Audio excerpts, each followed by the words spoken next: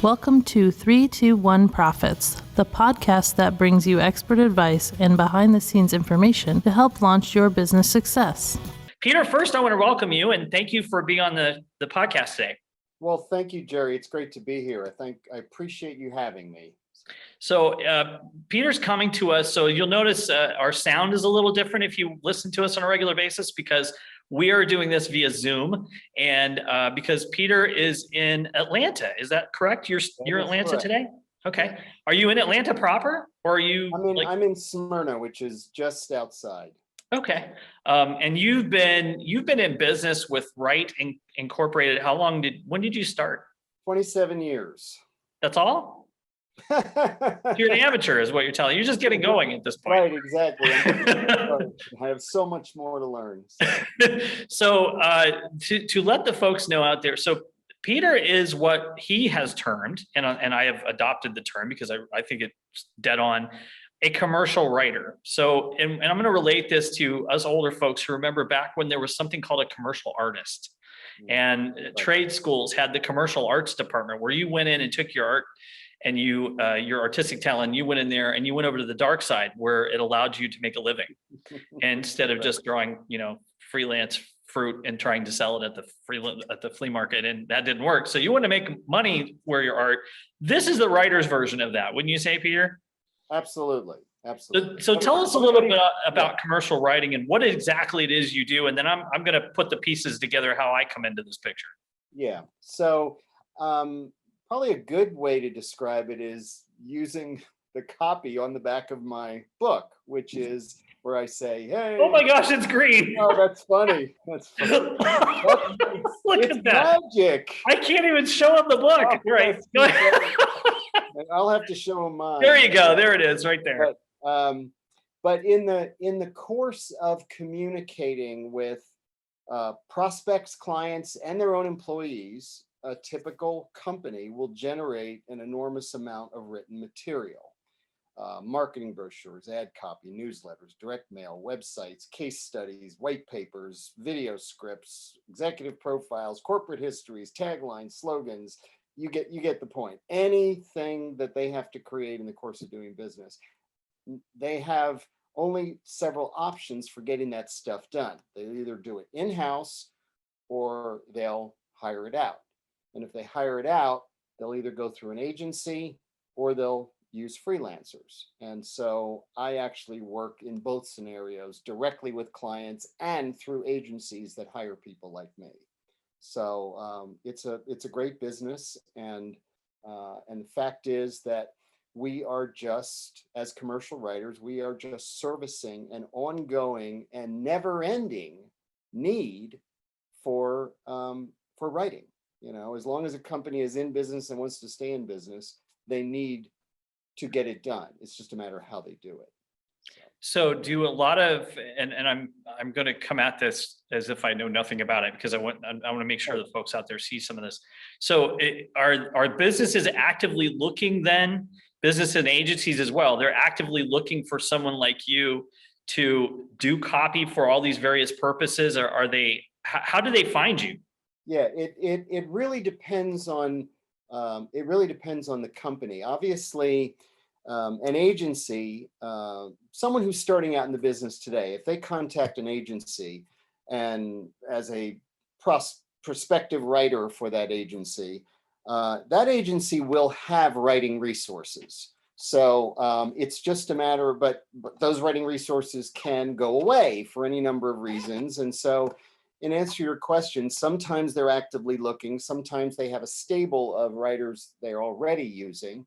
And but typically the fact that they have a stable of writers underscores how important they hold copywriting, to be in terms of the value proposition that they offer their clients, or if it's a corporation and they're hiring you directly, how much they value the importance of good writing, to get do they value that? I mean, what is it? Do you have to hard sell them at any point, or I know you do a lot of marketing of your own work out there to try to get, like we all do. So do you have to hard sell them on some of that, or do they before they come to you, they kind of figure out they have an issue, right? Well, right. I mean, it's, the typical trajectory of a company would be they'd start out and small, and small companies don't generally perceive that they need writers.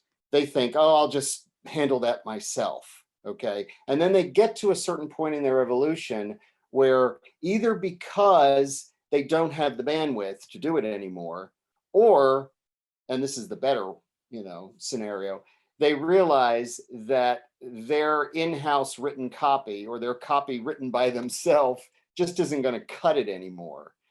Because maybe they've looked around at their competition and they see their competition has really good stuff, or their website is excellent, or their case studies are extremely well written, or the direct mail campaigns are really powerful, and all of a sudden they're going, okay, we need to, up our game. So it really depends on, in terms of, what kind of hard sell, where they are in their evolution, and my job isn't to sell somebody who doesn't really see the value.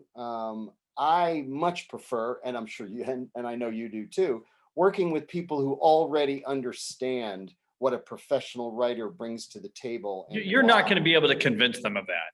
Correct.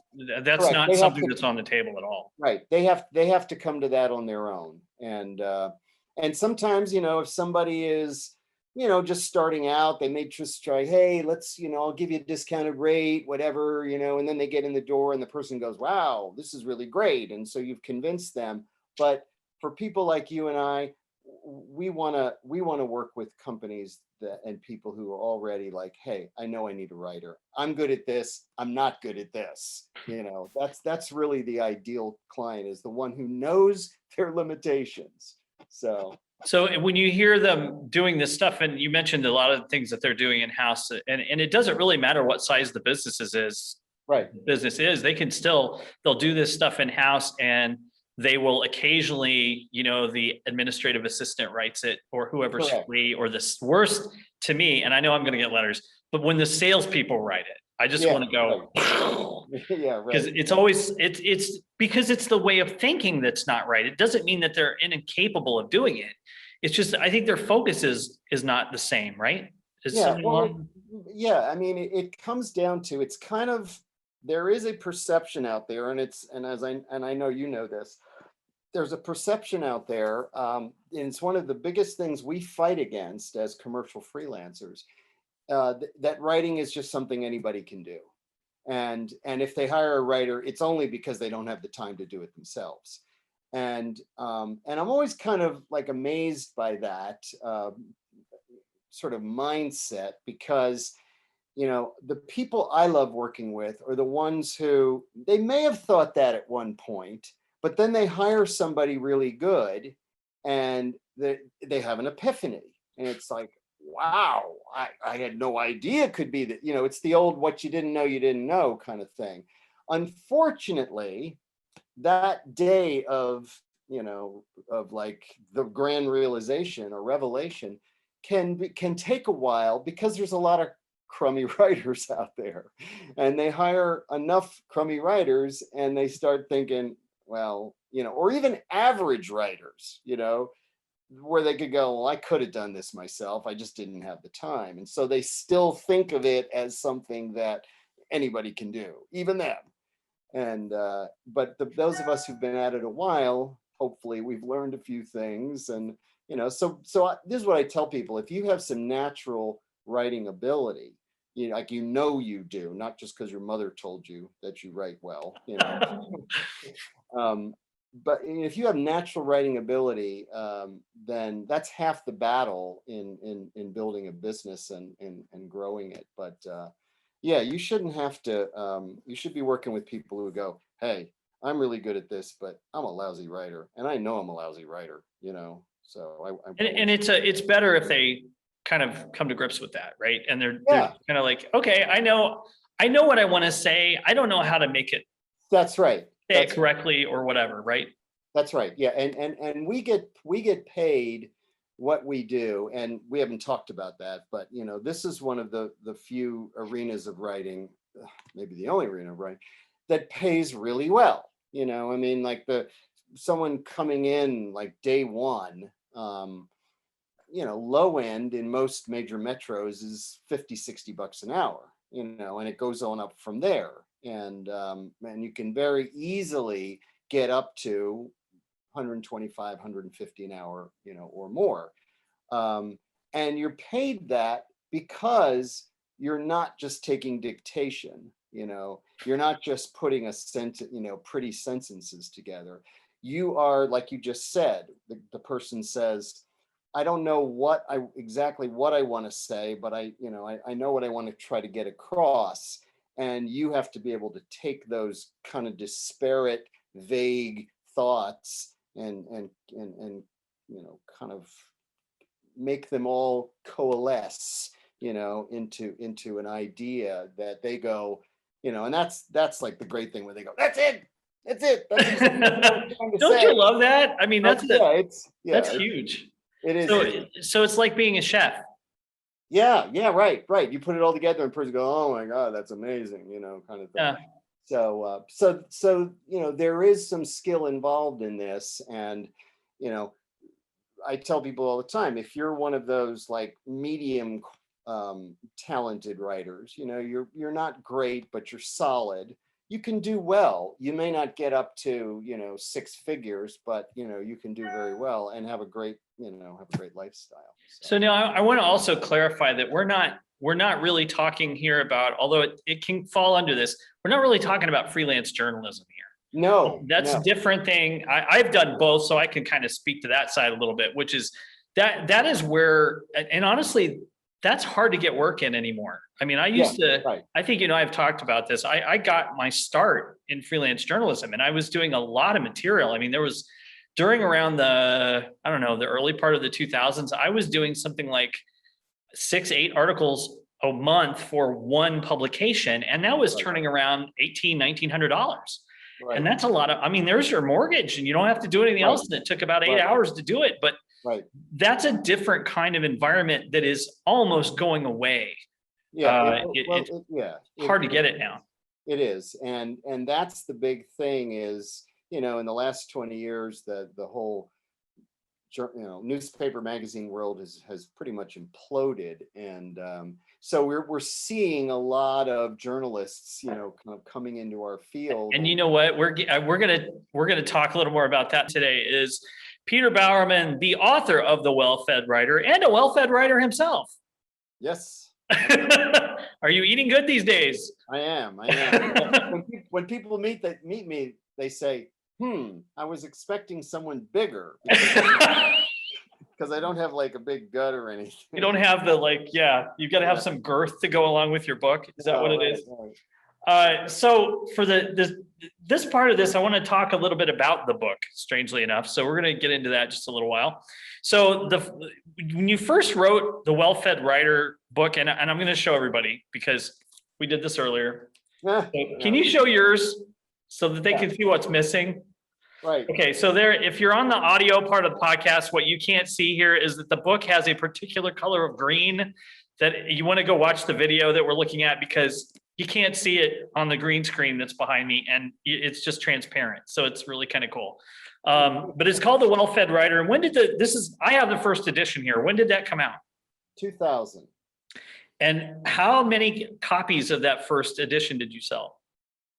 Well, in terms of printed copies, I'm not counting ebooks, probably 60,000.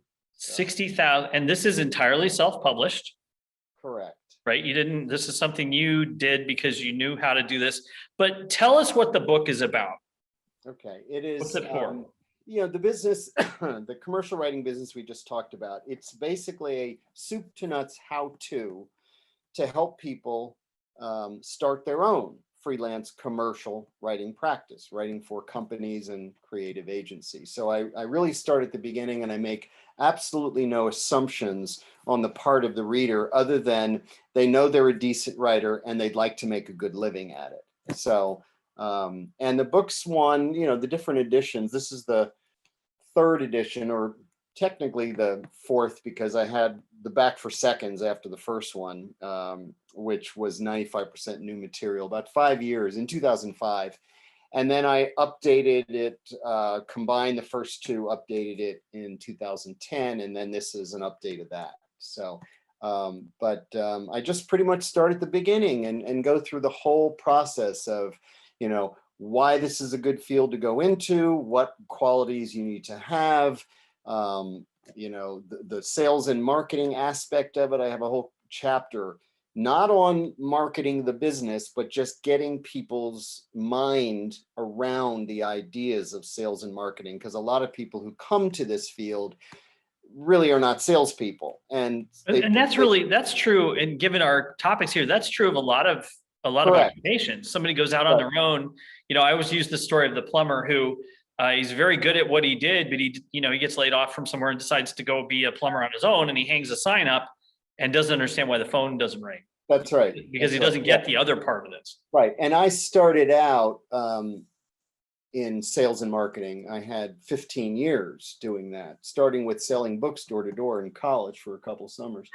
And so I kind of get people, I demystify the whole idea of sales and marketing. I make it more accessible, because my whole point is, people are terrified of those ideas, sales and marketing, if they don't really understand them. So I make them, and if you're terrified of something, you're not going to do it. And if it's demystified, then you are going to do it. And then I get into, where you'd find the business, how you'd approach these entities, what you would say. I get into cold calling, I get into direct mail, I get into email marketing, I get into what to charge, how to collect your money, I get into networking, I get into building the business in a part-time basis in a small town, what it takes to make the higher levels of income in our business. And then I get into what will we be writing, kind of a whole gamut of the types of projects we'll be writing. So, and then a bunch of resources. So it really is take somebody from start to finish. Now, there are a lot of books out there that tell you how to be a copywriter. There are a lot of books that tell you how to start a writing business. There's tons of them. We talked about a couple at the beginning of this. We have some favorites, some people that we like out there, and they all have good points to them. What I liked, and I'm gonna sound like a pitch man for a minute, but what I really liked about this book is I've been doing this job. Thanks. I knew you wouldn't be upset about that. I think what I liked about it was that even though I had been in this business for a very long time, by the time I came across your book, it was still super helpful. Like, it was things that I'm so immersed in it that I didn't think of, because I'm doing all this over here and some of the other stuff is happening on this side. So there's all this, you can see the dog-eared, I think I showed you that the first time I met you, which was, this is a very experienced writer still, and you don't want to see how many notes there are in the inside of this. And I still have written stuff that I keep, and I go back to this on occasion. I go back also to see, to find out whether or not your inscription you put in here is actually by you, or if you had somebody else do that, because you're kind of a big shot. But you can show this part. Here you wrote a nice signature of my first copy of this. But I think what I loved about it was you talk about on the cover of this version, it says something about financial self-sufficiency as a commercial freelancer in 6 months. And what you're talking about is, if you do the work, this is not a secret of my success kind of thing. If you do the work and follow some of these guidelines, I think part of that, and you'll have to tell me if this is right, you have to have some idea of what you know how to write about, right? Sort of figure out what you already know. I think you put a point in it as, start with I tell every writer that. Write what you know. Everyone says that. Right. But it's especially true here, wouldn't you say? Yes, absolutely. And it's actually one of the kind of coolest things about our business is that I don't care what business or career experience or even educational experience you have. Chances are good you can leverage that into a writing career. And we should point out, you are not a writer to start with. No, not at all. And that's the thing. I had no writing experience, no paid professional writing experience, no writing training. I did feel like I had some natural writing ability, and the writing jobs in tasks in my other jobs often fell to me because they knew that I was good with words. So I always say that to people. Does that sound familiar? You know, like, does the writing kind of come to you as a, but yeah, absolutely. It's okay. I forgot your question. I think you answered it. I guess where I was headed with it is that if you know where to start as far what to write about, you begin with the things that you know. So if you're like, I came from an engineering and an entertainment, I don't know how these two go together, but the engineering and entertainment worlds, tying both of those together. And I started writing mostly, like I said at the top of this, as a freelance journalist. So I was doing a lot of marketing side because I don't like writing news.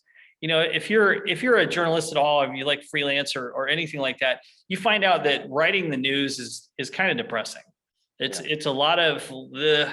So I ended up doing freelance for features, and I did marketing communications departments in different papers because that's where this stuff was. You got to write about the good stuff. Right. Hey, this new business is opening, and you get to write all about the business. And I got to test drive cars because I wrote for the auto section for about a year and a half. And I got, all these kinds of things were really cool. But that is because I knew about cars. Yeah. And the publisher knew that. And he's like, well, just go do that then and give us, your opinion of this car. And so it was from a consumer and an engineering side. I was able to talk about whatever their advertiser was trying to sell. I would go out and test drive a couple of them against each other, and we would have this little article. But although that was technically freelance journalism, it was really commercial work. Right. I mean, it was really just filler, and it was more essentially paid for by the advertiser. Even though it wasn't an ad, I got to write whatever I wanted. They didn't approve it first. So there was all that kind of stuff built into that sort of job. So if you're thinking about doing this, or if we were talking at the top about our gig economy these days, where that's what they call it now, but I think you and I have always done this, where you get the job based on what that company needs, and you're there for whatever that job is, and that may be the last time they hire you, only because that's all they needed. Right. Or let's talk about continuing work then. I mean, so you've done all this stuff in the well-fed writer, you've started to build this business, you've got it going. How often does that happen, and what do you have to do to keep that going? How do you keep the stream coming in once you've got it? Well, it's like anything else.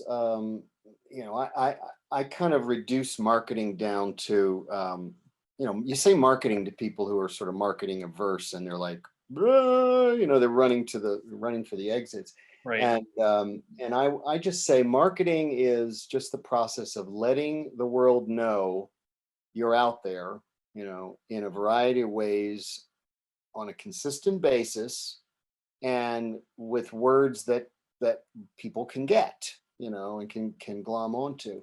And if you look at it in that sense, it's not like the high end, like, Fortune 500 type marketing. It's more, the little guy, type marketing. So it's a matter of just, doing good work, following up with clients for more work, following up with clients for referrals, continuing to reach out to new ones. I mean, there's a million ways, as to go about this process. But you did a lot of cold calling. You and I have had long conversations about the cold calling versus mine was built on networking.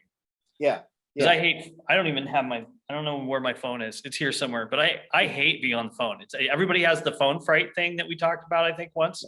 It's just, they don't want to do it. But you sat there and picked up the phone and did the sales stuff, right? Yeah. I made, because I came out of several sales jobs where it was all about phone, and it was all about numbers, and making lots and lots of calls. And so I had no fear of that process, and I was very much in touch with the ironclad nature of the law of averages. I just knew that if you made enough calls, I mean, I remember when I sold books in college, door to door, I'll never forget this line that my sales manager said to us once. He said, tie an order book to a dog's tail and let them loose in the city, and eventually somebody's going to buy from them. So sort of an extreme example. So, and we've got so much more going for us than this dog, you know. Well, I would hope. Yeah, you'd hope, right? But you know, and believe it or not, I mean, I love it when I read these articles these days, you know, cold calling is dead, and, you know, does cold calling still work? And it's like, yes, it still works. And then people say, well, nobody answers their phone anymore. And I say, well, back in 1994, I got a whole lot of voicemail then too, you know, and yet I just knew that if I made enough calls that it would come. And what's so interesting, this is almost like, and I don't want to get all woo woo, but it's kind of funny how it works where, you know, I may make 50 phone calls over a couple day period reaching out to people. And honest to God, I can set my watch by it. Like within 2 or 3 days, I'm going to get some work. And it may very well not come from those calls that I made. It's almost like you're shaking this tree out there, and then an apple drops over here. You know, so When if you have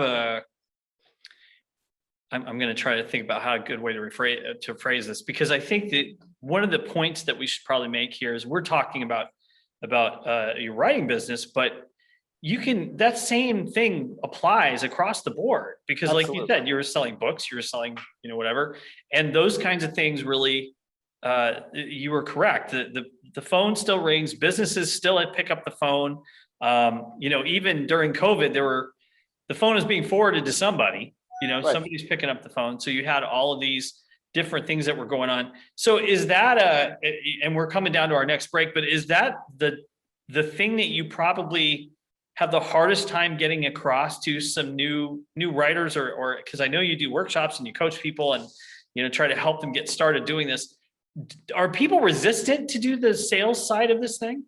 well, of course, you know, unless they come out of, you know, the field where they've done it before. But no matter, you can tell them all day long that the law of averages works, and they won't believe it until they see it themselves. And the law of average really applies to anything. You know, you don't have to build, you know, if you're going to build a business, any business, you could do it by cold calling. You could also do it by email marketing. You'd also do it by direct mail. You could also do it by networking, you know. That's all about numbers again. Exactly. It's the same dynamic. It's how many contacts are you making? And the more, I mean, you know, one of the cornerstone principles or adages in sales, you know, is every no gets you closer to your next yes, you know, and, you know, and it seems kind of trite, but it's, you know, it's absolutely true. So you welcome those no's, and they're actually better. I would much prefer. Don't miss a single episode. Be sure to subscribe to 321 Profits today. You know, sorry. Then you're done. Then you're done. As opposed to, well, you know, we haven't in the past, but you never know what, you know, it's then you become a prisoner of hope. You know? And we have some great things to ask Peter about. And I have, you know, I'm going to do, what was it? The Great Karnak? Yeah, there we go. I'm going to do that. I don't even have an envelope. I can't even do it fancy like. So I make sure I write these. You think I would remember all these? What? I'm afraid. All right. Number one, you don't have my glasses on. This is fun. Number one. Oh, I like this. I'm going to start with this. What is on your nightstand? What is on my nightstand? Night table, whatever your preferred term is. Well, besides a lamp. A lamp. Okay, that's a good start. And I have a candle. and because I'm a writer, I have a little notebook and a pen. Look at that. I've always had that on there, because you just never know. And that's really good advice for anybody anywhere. You never know when you're gonna have an inspiration, some answer to a conundrum, you know, or a marketing issue, or, you know, something, and a great idea, and you want to write it down. The last thing you want is to go, what was that fabulous idea that I had, you know, earlier? So Okay. And there's some dust on there too. Well, I'm thinking if people don't report the dust that often, but I think if they did, that would be the common thing on everybody's night table would be done. Oh, and I have a little framed picture of a Bob Bly. Hi, Bob. Hopefully you'll see this. As much as I love Bob, no, I don't have yeah, no, it's a vacation picture, like taken in Spain a million years ago, and I just nice. Like it. So anyway. You don't have a picture from being on TV in Dayton, Ohio, sitting on your night table? Yeah, that's the one. Right. That's on the other night. On the other night table. I got it. All right. Okay. So question number 2. What was your favorite cartoon growing up on TV? My favorite. Did you have one? Well, there's so many, but I hate to be so cliche, but I gotta go with Roadrunner. Roadrunner and Wile E. What is with so Julie, our producer, for those of you that can't see it, well, you can't see it anyway, even on the video, but Julie's sitting across from me, and she just gave me this look because the last 4 people, right? 3 out of the 5 people we've interviewed in the last few, all Roadrunner. Hey, it's classic stuff. I think we like seeing people get hit by things. That's kind of, and there's no talking in those. There's no people. It's this poor bird. And okay. So speaking of food, coyote, the bird is fine. The bird is fine. The coyote's got problems. Yeah. So speaking of food, and this is a game changer here. So this could determine whether I sell these books or give them away that you're sending to me, or if I just, start a fire with them. So here we go, which seems really dumb because I spent a lot of money on them. But what do you have on your pizza? What do I have on my pizza? And there's a follow-up question that's very important. This sounds very subjective, Gery. No fruit. What's on the pizza? No fruit? No fruit. Like a pineapple, ham. Yeah, that's Woo! No pineapple. All right, that's the follow-up question. Are you team pineapple or team no pineapple? Team no pineapple. Excellent. I love pineapple, but not on my pizza. Are the no pineapples winning? Julie says the no pineapples are winning right now. Okay, so I'm more of a sausage, mushroom, and spinach guy. Okay, that sounds pretty good. All right. A little nod to healthy stuff and a little nod to the not so healthy stuff. I was going to ask him this one, but I think I'll ask myself. What is your favorite sound? That ping when the PayPal thing it gets money. So last one I've got for you is, what's a hobby people who know you would even be surprised by? And no, they're not supposed to be easy. A hobby. This is our segment called Stump the Writer. Yeah, no kidding. Because most people know that. Most people know what I like do in my. I like to swim. I love to travel. I love jazz. I'm a voracious reader. Because you got to be a good reader to be a good writer. Good writer. Yes. Yeah. I don't have any weird. I don't collect any weird things. I collect patches from. Places around the world, and I was gonna sew them all into this, denim jacket I have, but now they're just in a bag somewhere, so I don't know that that's a hobby. Okay. So those are, so I'm going to ask you this. So the purpose of this podcast is to get people to get interested in something or to make something better for themselves or whatever.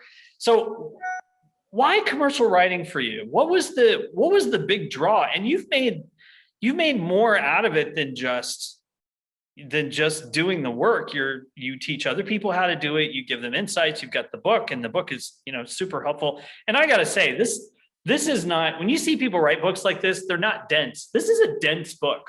This isn't like 14-point font and 85 pages. There's a lot of good material in here. So what got you to this? Why this? Of all the things, you came from sales and marketing background, what made you settle on this?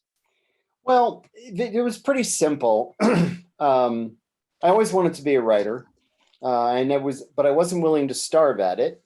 And I came across Bob Bly's book in the early 90s, Secrets of a Freelance Writer. And the light bulb went on and I went, this is how I'm going to do it. And at that point I was, and I talk about this in the book, my last sales job was selling video dating club memberships. And I remember it was the fall. Hold on, back up. So, so the thing, yeah, you got to put the record scratch in there because so the kind of thing where you sat in front of a camera and you told about yourself and then they let other people see it and you paid money for the membership of that. Right. When yeah, somebody would pay like a couple $1,000 to join, and then this was wow. free internet and all that. So that we should just do a whole podcast on that because we should bring that back, but I think they call it Facebook now. Wow, yeah. Go ahead. Yeah. So I remember it was like it was an epiphany. We all have those moments in our life, like crossroads moments, and where I was sitting there. This was the fall of 1993, and I was waiting for some client to come in that I was going to pitch and try to sell. And I just said, I'm better than this.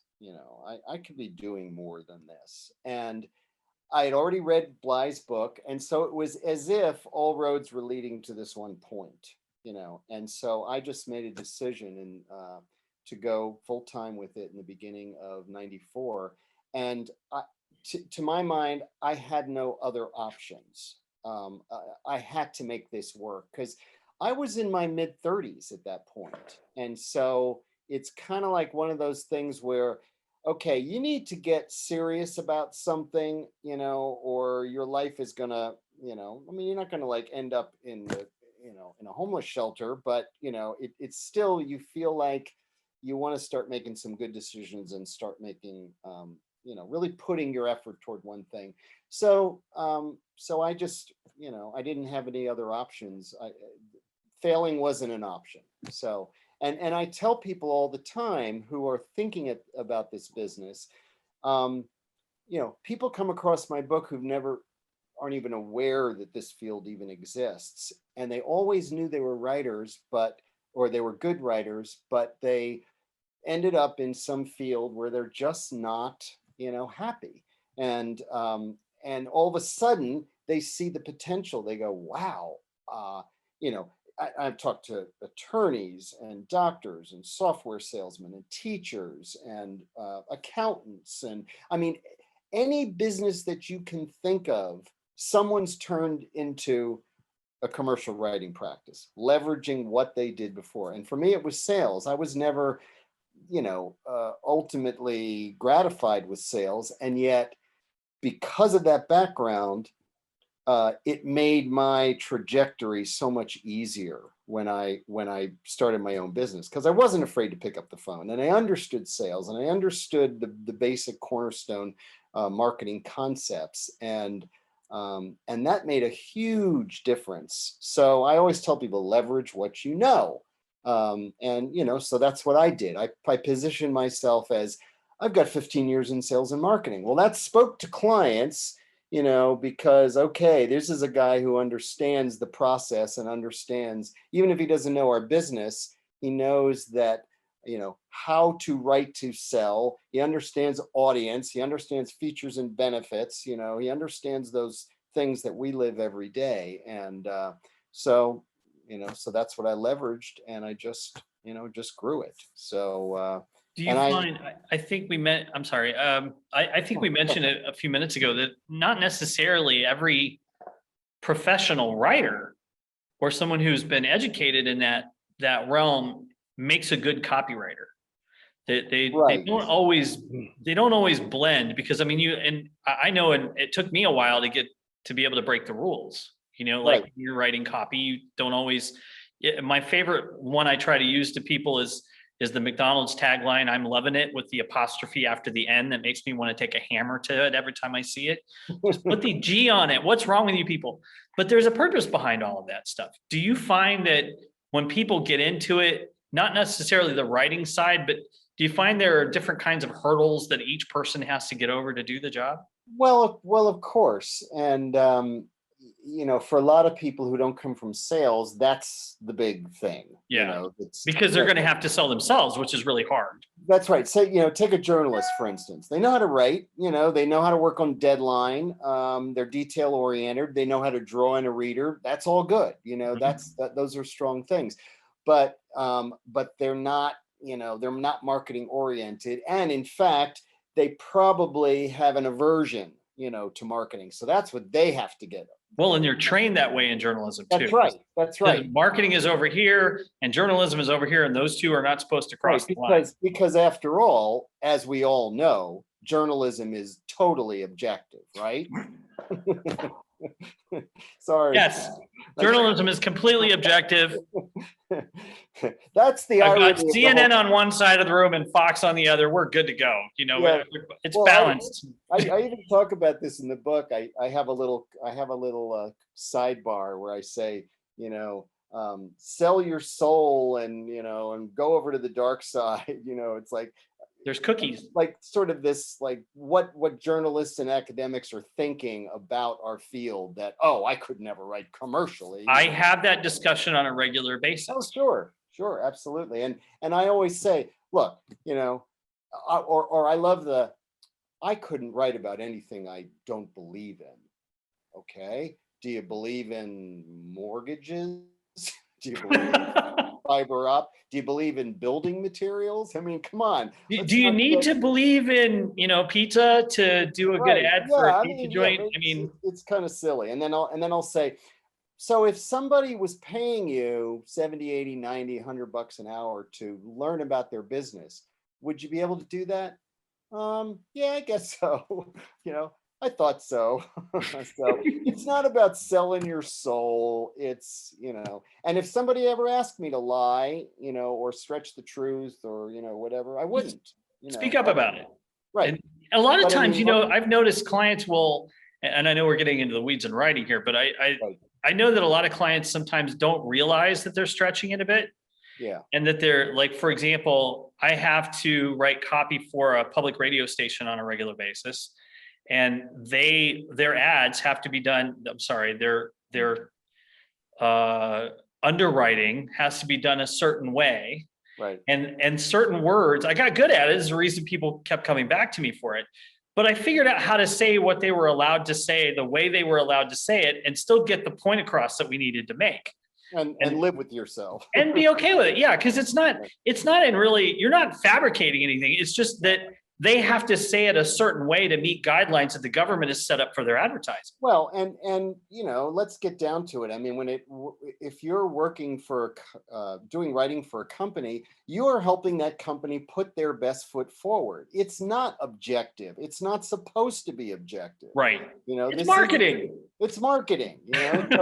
So you're gonna emphasize the things that they want to emphasize, and you're gonna soft pedal the things that because every business has its pluses and its minuses, and and it's up to the consumer to drill down and say, okay, this has what I need and this doesn't, and whatever. But we're here again with Peter Bowerman, and we were just going to talk a little bit about how some things have changed in the marketing community and how everything is. To me, a lot of things are different, but the one thing that stays the same is no matter what kind of media you're putting out there.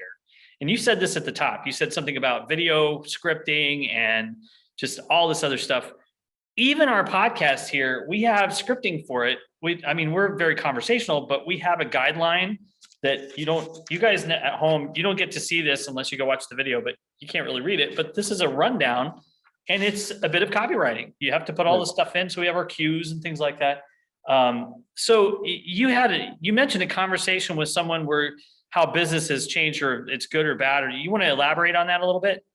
Well, first of all, some people ask, well, how did the business change during COVID or whatever? And, in the short term, a lot of people, including myself, saw a downturn, but pretty soon it recovered. And a lot of people have had, in our business have had better years in 2020, than they did in 2019.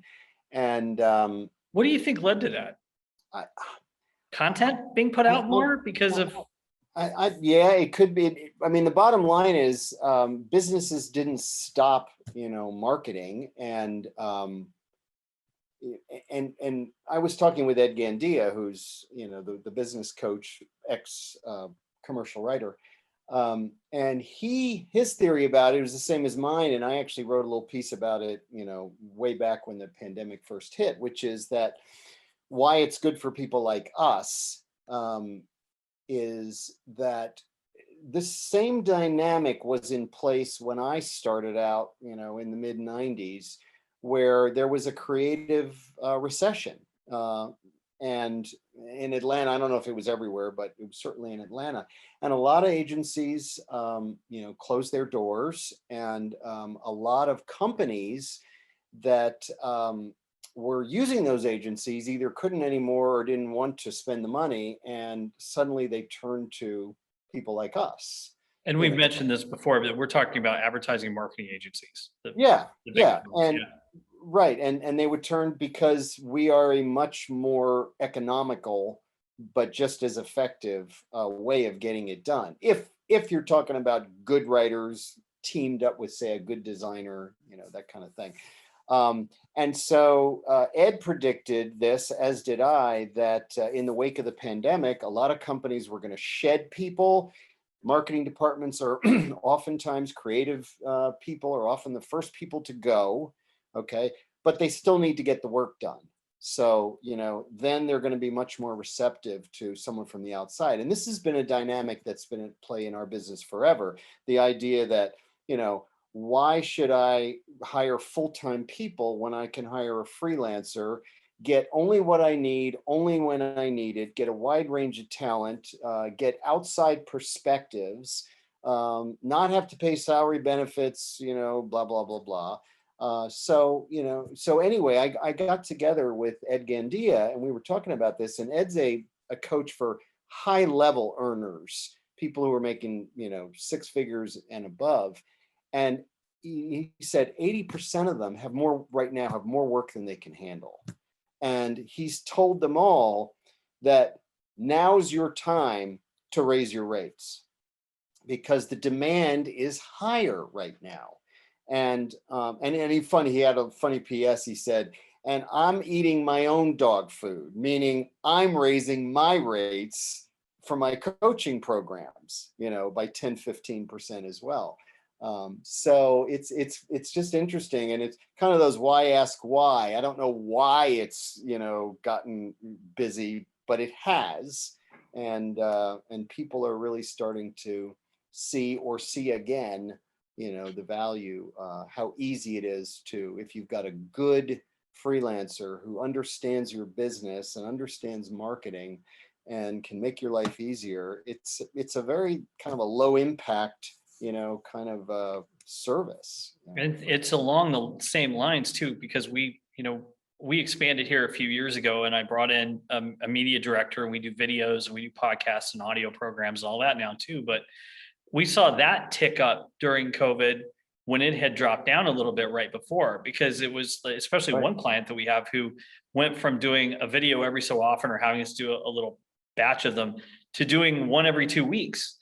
And we couldn't go there to record it anymore. So we set him up with a studio in his basement.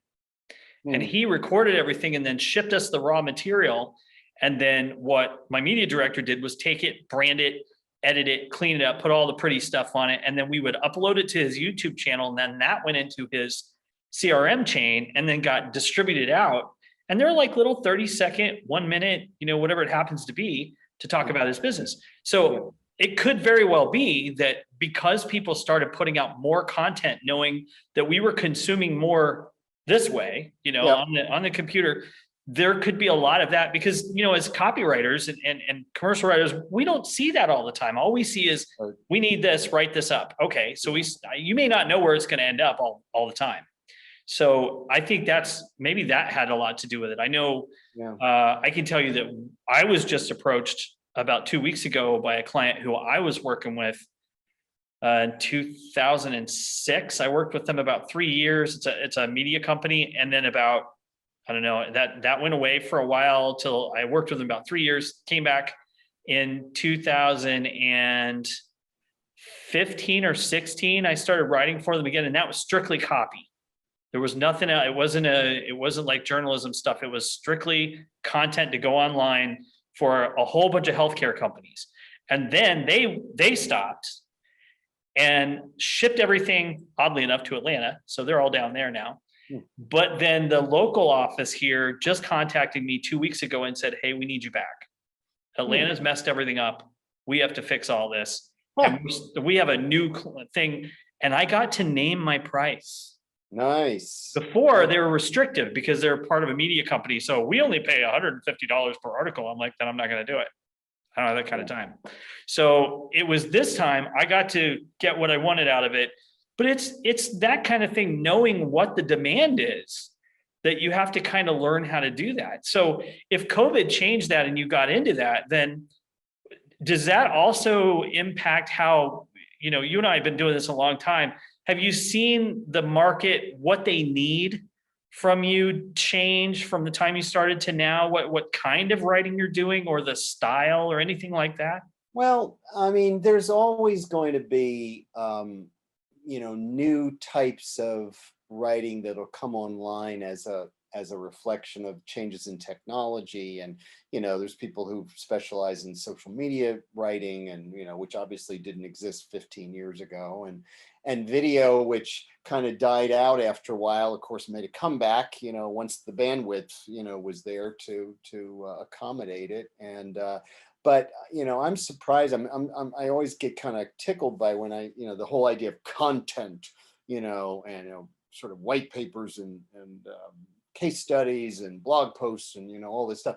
And I kind of smile, because we've been doing those type of projects forever. Yeah. And there's a lot of projects that, I was doing them 27 years ago, and I'm still doing them. So, I like now that what we used to call a white paper, they take the word white paper off of it and turn it into a blog post. Yeah. Or an ebook, or an ebook. Yeah. There's always ebooks. Right.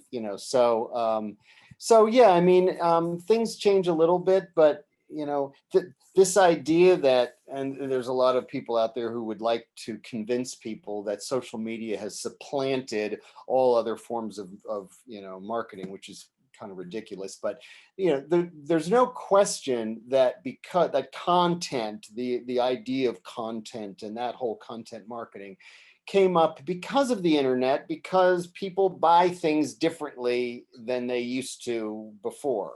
It's all about it's the same message carried by a different vehicle.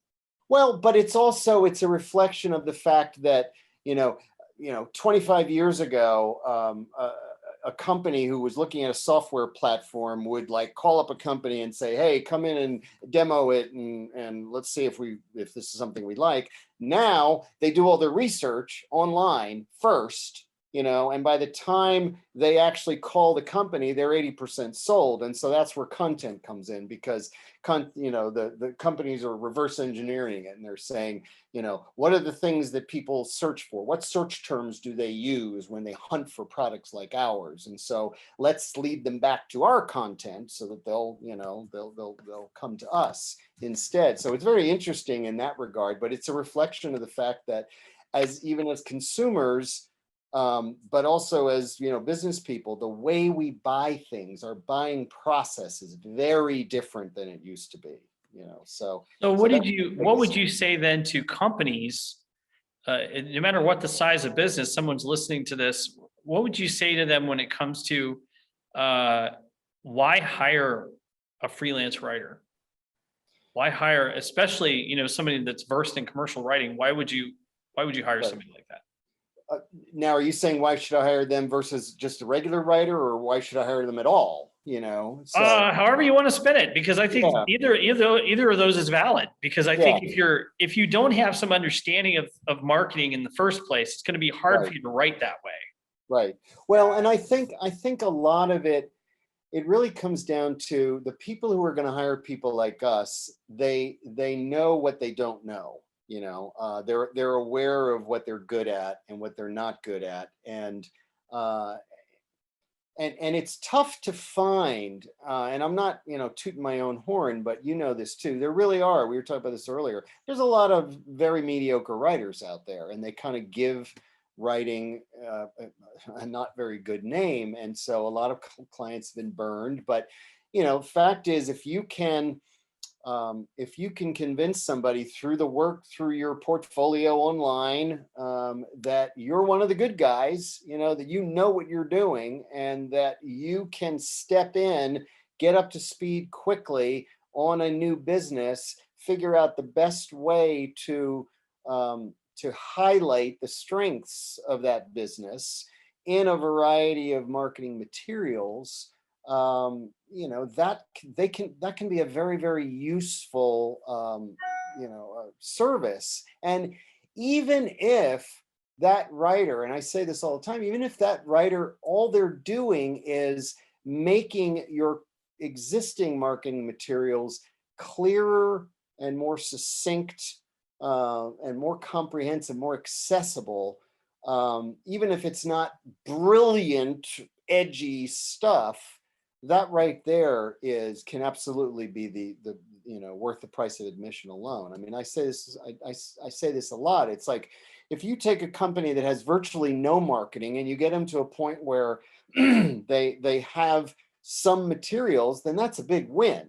Even if the quality of those materials isn't like, award-winning stuff, but a good writer can take a company, to a next level. And I have had a lot of success, as you know, over the years, partnering with graphic designers and marketing people in general, but specifically graphic designers, because a graphic designer and a writer together are the only, or the one combination that can take a project from start to finish. So that gives me the opportunity to actually be a turnkey resource for a company. And that's what companies want. Companies don't want, it's like features and benefits. Companies don't want to hire a writer. They want a solution. They want something, that they have a problem and they want it solved. And I can come in and I can say, hey, you interested in having me bring my designer in and we can take this project from start to finish? If it's a small company, they're like, yeah, So yeah, there's a lot of reasons why. And I would say to people who are thinking out there, gee, maybe we should bring a writer in. Be open to what you might not know you don't know. You might not realize the difference that a really good writer can make. And especially if you've had experience with not so good writers. So, the not so good writers, we get undersold by a lot as well. Yes. Because they'll put their thing out there for $10 an hour or something because they want to do it in their spare time. And that only happens because the end buyer doesn't realize that there are better things out there. It ends up being a commoditized service when it really is anything but. And they don't understand what it costs. They really don't. You have to kind of educate. Why are you $100 an hour? Well, it's not necessarily $100 an hour. For your project, it's going to be this amount.